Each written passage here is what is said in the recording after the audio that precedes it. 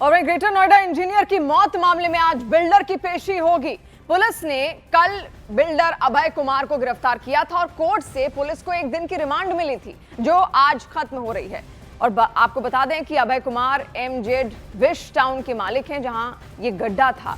अभय कुमार की कंपनी पर आरोप है कि उन्होंने गंभीर लापरवाही बरती और सुरक्षा मानकों की अनदेखी भी की। लापरवाही का आरोप यहां पर लगा है। ग्रेटर नोएडा इंजीनियर की मौत जिस तरीके से हुई, लगातार वो गुहार लगाता रहा, लेकिन कई टीमें वहां पर मौजूद थी, किसी ने भी निकालने का प्रयास नहीं किया। अब बिल्डर की पेशी इस पूरे मसले को लेकर यहां पर हो रही है।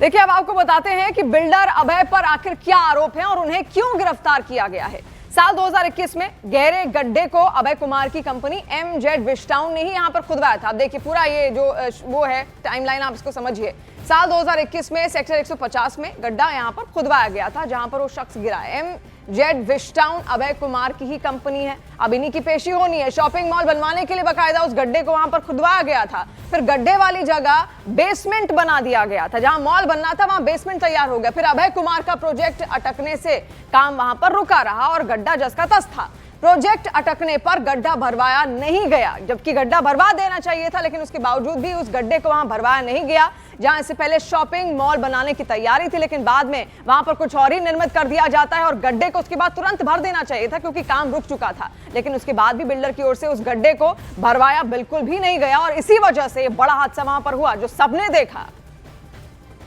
और इस पूरे मामले में बिल्डर अभय कुमार की गिरफ्तारी के साथ ही जांच के लिए बनाई गई SIT ने हादसे वाली जगह का मुआयना भी किया।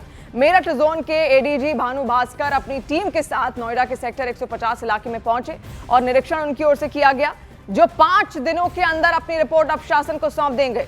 और वहीं SIT के गठन और कार्रवाई से इंजीनियर युवराज के पिता आश्वस्त दिखाई दिए। उन्होंने कहा कि अब उन्हें राहत मिली है। अभी हमारी जो SIT है इसने काम शुरू कर दी है।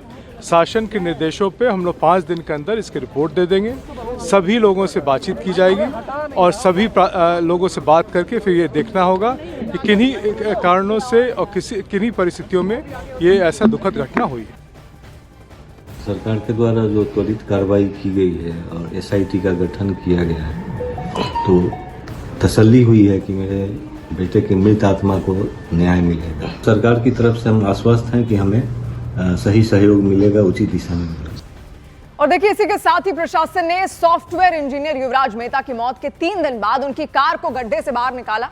करीब 5 घंटे तक चले सर्च ऑपरेशन के बाद गोताखोरों ने युवराज मेहता की कार का पता लगाया, जिसे क्रेन की मदद से बाहर निकाला गया। पानी से निकाली गई कार को देखकर यह अंदाजा लगाना मुश्किल नहीं है कि हादसा कितना खौफनाक रहा होगा, क्योंकि कार के आगे का हिस्सा पूरी तरीके से चकनाचूर नजर आया और कार का बोनट और सामने का शीशा पूरी तरह टूटा हुआ था। उस वक्त की तस्वीरें हम आपको दिखा रहे हैं जब इस गाड़ी को यहां पर निकाला गया। अब ये 72 घंटे बाद लगातार ये कार्रवाई की गई है। इस कार से कई अहम सुराग भी यहां पर मिल पाएंगे, लेकिन जो स्थिति में इस कार को निकाला गया उससे साफ समझा जा सकता है कि युवराज जब गिरे होंगे तो कितना बड़ा हादसा उनके साथ हुआ होगा।